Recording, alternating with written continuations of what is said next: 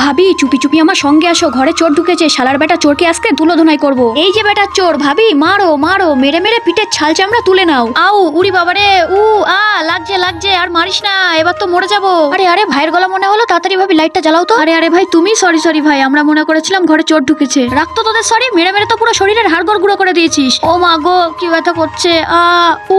লিনা কাজটা একদম ঠিক হয়নি। ভাই ভাই তাড়াতাড়ি দরজাটা খোল, রাতে এত পিটিয়েও শান্তি হয়নি, এখন আবার ডিস্টার্ব করতে এসছিস? না না ভাই, আমার সাথে একটু চলো না গোলাপ ফল তুলতে। আমার সারা শরীর ব্যথা করছে, আমি কোথাও যাবো না, তুই দূর হতো শাকচুন্নি। বন্ধুরা আল্লাহকে ভালোবাসলে লাইক করো, আর যদি শয়তানকে ঘৃণা করো তাহলে চ্যানেলটা সাবস্ক্রাইব করো। ধ্যাত ভাল লাগে না, ভাবলাম সবাই মিলে গোলাপ ফল তুলতে যাবো, এত গরমে আমারও পাহাড়ে আসাটা ঠিক হয়নি, যা রোদ পড়ছে। আরে বাহ, এই তো সেই গোলাপ ফল, বেশি করে তুলে নিয়ে যাই। ও মা গো আমার পেটের ভিতর হঠাৎ এমন ব্যথা করছে কেন?